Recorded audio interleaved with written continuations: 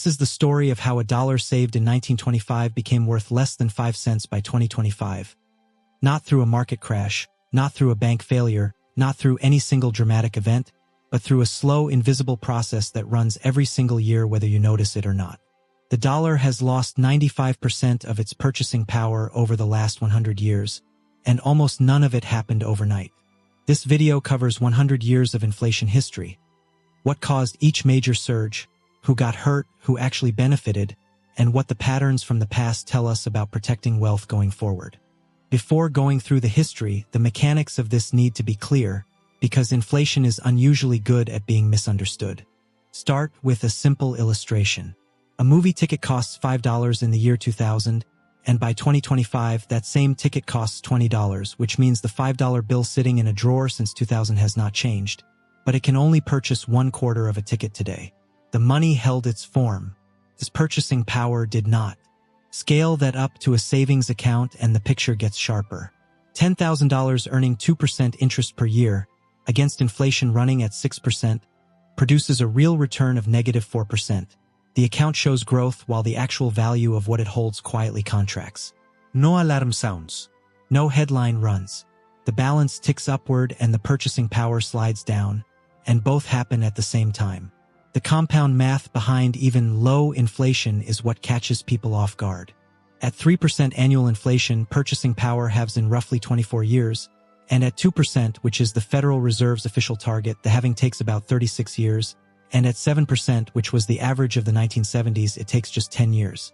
But here's the thing most people never learn about inflation. The damage is not evenly distributed, and the pattern of winners and losers runs completely against intuition. Research cited by Stanford's Hoover Institution found that the main losers from inflation are old, wealthy households, the major bondholders, while young, middle-class households carrying large fixed-rate mortgage debt turn out to be the largest winners, because inflation erodes the real value of what they owe. A homeowner with a $300,000 fixed mortgage in 2020 came out better from the 2021 inflation surge. Their neighbor with $300,000 sitting in a savings account at 0.5% interest lost ground in real terms. Same dollar amount, opposite outcomes, zero fanfare. Most people think the great American inflation story belongs to the 1970s. That assumption skips the worst spike on record. June 1920 brought a 23.7% annual inflation rate in the United States, a number that exceeded the highs of both the post-World War II era and the early 1980s, making the years surrounding the First World War the most volatile period for consumer prices in the last 100 years. Governments on both sides of the Atlantic had printed money to fund the war, flooding economies with currency that outpaced the production of goods. And when the war ended, prices sat dramatically above any pre-war level. The correction that followed hit even harder in some ways. From June 1920 to June 1921, U.S. consumer prices dropped 15.8%, the steepest 12-month price decline since modern records began, larger than anything that would occur during the Great Depression. Anyone who had borrowed during the inflationary period assuming prices would hold found the reversal devastating.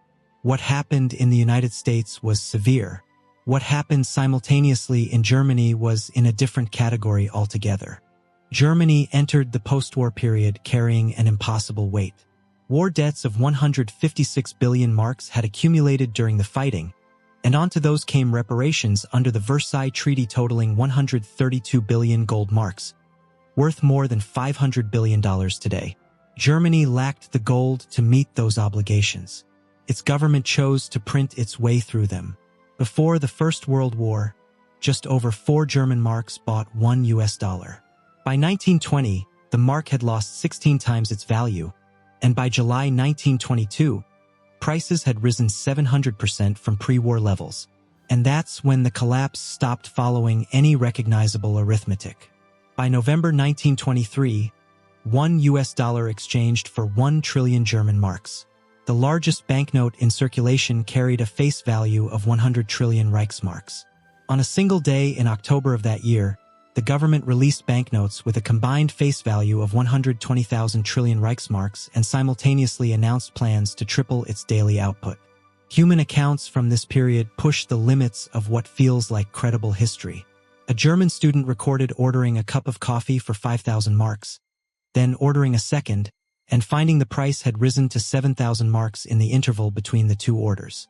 Workers demanded payment multiple times per day and rushed to spend their wages during lunch breaks, because waiting until the end of the workday meant the money depreciated enough to no longer cover what they needed. Banknotes that had once represented real purchasing power became worth less than the paper they were printed on, so worthless that some families used them as wallpaper. And this is where it gets worse than the price charts suggest. Pensions saved across entire lifetimes were wiped out completely. A lifetime of accumulated savings would no longer buy a subway ticket. Scholars have noted that the hyperinflation inflicted more damage on Germany's middle class than the revolution of 1918 had managed. Starvation threatened cities by the fall of 1923. Riots and looting broke out. Black markets emerged for basic food.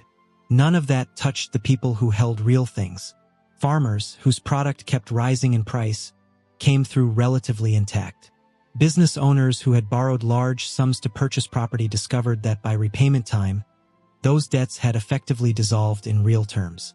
The crisis separated those who held paper claims on money from those who held physical assets, and the two groups experienced entirely different realities. The crisis ended in November 1923 with the Rentenmark, a new currency backed not by gold reserves Germany didn't have, but by mortgages on German agricultural land, with the exchange rate set at 1 Rentenmark for 1 trillion old marks. Remarkably, it held, primarily because enough people chose to believe it would. The psychological damage outlasted the currency collapse by decades. Research found that German households in regions with higher local inflation during the 1920s reported expecting higher inflation much later in life, with analysts describing the experience as having burned itself into German collective memory, a pattern visible in German fiscal restraint from the Great Depression era through Angela Merkel's chancellorship. After the violent inflation and deflation cycles of the World War I era, and through the deflationary years of the Great Depression, U.S. prices settled into a long period of relative stability. The 1950s averaged roughly 2% annually, and the 1960s tracked similarly, close enough to invisible that most Americans stopped thinking about inflation as something to manage against. In 1964, the U.S. inflation rate ran at just 1%, with unemployment at 5% and the broader economy expanding. That calm concealed a structural problem in the making.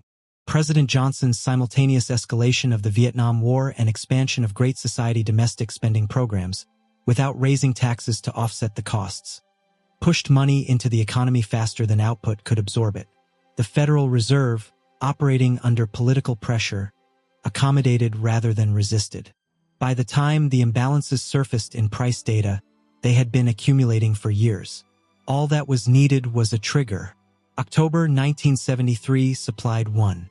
The Arab members of OPEC declared an oil embargo on the United States in October 1973, and crude oil prices quadrupled almost immediately.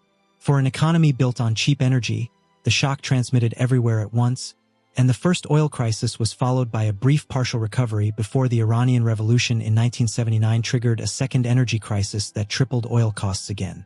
By the summer of 1980, inflation had climbed to nearly 14.5% while unemployment sat above 7.5% and both continued rising, which meant the old Phillips curve model of economics, which held that inflation and unemployment always moved in opposite directions, had been publicly broken. Economists reached for a new word to describe what they were seeing: settling on stagflation, a term British politician Ian MacLeod had introduced in the 1960s that now entered permanent use. Across the full decade, the 1970s produced the worst cumulative inflation of any period in modern American recorded history, averaging 7.25% annually. Gerald Ford had declared inflation public enemy number one in 1974 and launched a voluntary anti-inflation campaign called Whip Inflation Now, complete with win buttons that Americans were asked to wear, and it provided essentially no relief.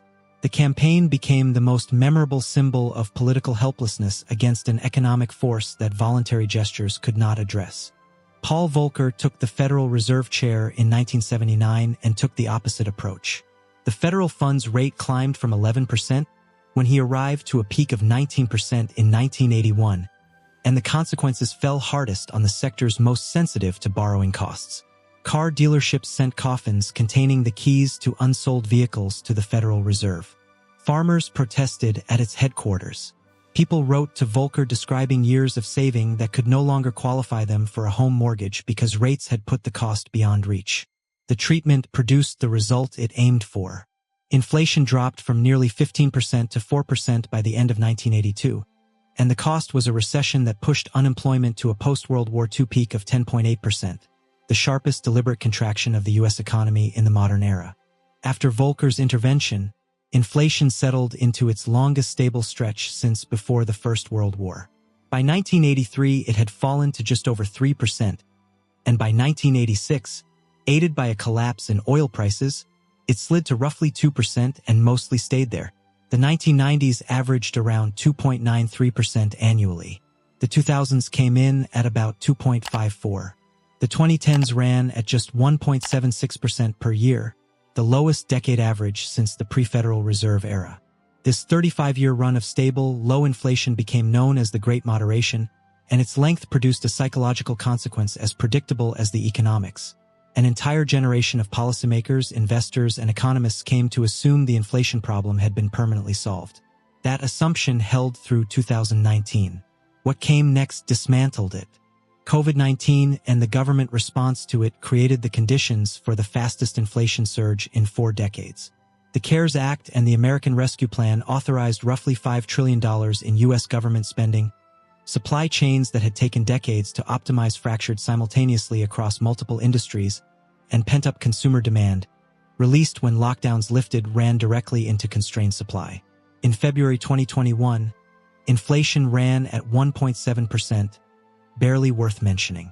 By June of that year, it had crossed 5%, and Federal Reserve officials alongside Treasury Secretary Janet Yellen characterized it as transitory, a temporary product of supply disruptions that would resolve as chains normalized. That judgment did not hold up. Prices kept climbing for another full year. June 2022 delivered a 9.1% annual inflation rate, the highest recorded since June 1981. Groceries had risen between 5 and 9%. Gasoline had climbed by up to 60%. Then in February and March of that year, Russia's invasion of Ukraine pushed energy and food prices higher across global markets, with crude oil rising from below $70 per barrel in late 2021 to above $100 for most of the period through July 2022. 7 Federal Reserve rate hikes followed in 2022 alone, the most aggressive tightening cycle since Volcker. By 2023, inflation had begun cooling, and by March 2025, the 12-month CPI rate stood at 2.4%, near pre-pandemic levels. What the cooling rate did not undo was the cumulative change in prices. Across the 2020s so far, prices have risen 25.5% in just half a decade, on top of the 19% increase that had accumulated across the entire 2010s. The rate returning toward 2% did not mean prices came down. It meant they stopped rising as fast.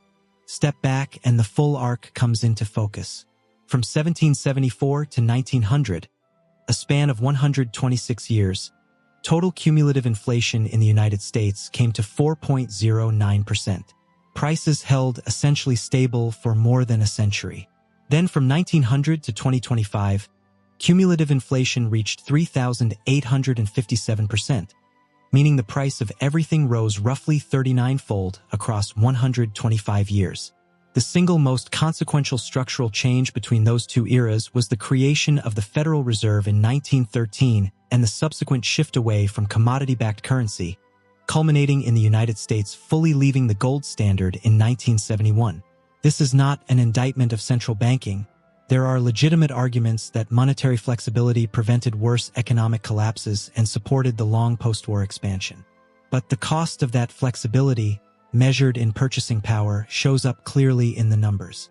3 50-year snapshots make it concrete. $100 in 1925 carried the purchasing power of $33.21 by 1975. $100 in 1950 was worth just $13.92 by 2000. $100 in 1975 bought only $16.40 worth of goods by 2025.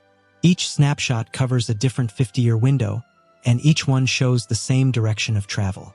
100 years of inflation history delivers a short list of consistent findings. First, inflation operates as a transfer mechanism. Purchasing power moves continuously from those who hold fixed claims on money to those who hold real assets and productive capacity. Savers holding cash lose ground. Borrowers with real property gain. Retirees on fixed pensions absorb the damage. Landlords who can raise rents keep pace. This redistribution runs quietly, without announcement, and without requiring any single decision from any individual investor or saver. Second, severity varies enormously across eras. 2% inflation erodes slowly. 7% cuts savings in half within a decade. 23% in a single year, as the United States experienced in 1920, hits like a shock. And the Weimar case, where a currency lost 1 trillion times its original value in roughly 2 years, represents the outer boundary of what becomes possible when governments remove all constraints on money creation. Third, moderation is not permanence. 35 years of low inflation from 1983 to 2019 did not mean the problem had been solved. It meant the particular combination of conditions required to produce high inflation had not yet aligned. When those conditions converged in 2021, the result was the fastest price surge in a generation, and the memory of sustained low inflation made both policymakers and the public slower to recognize it. Fourth, the practical implication is specific. Across every era covered in this video, holding cash has provided zero protection against inflation. The assets that maintained purchasing power across these 100 years, broad equity ownership, real estate, inflation index bonds, physical assets, share one common feature. They are not fixed promises to receive a nominal dollar amount, but claims on real economic output and real physical things. In 1925, $100 was $100. A century later, that same bill carries the purchasing power of $5.38. The $94.62 that disappeared did not go to a crash, a fraud, or a bad decision. Year by year, quietly, it went to inflation, which is why knowing its 100-year history is not historical curiosity. It is the foundation of understanding what money actually does while you hold it.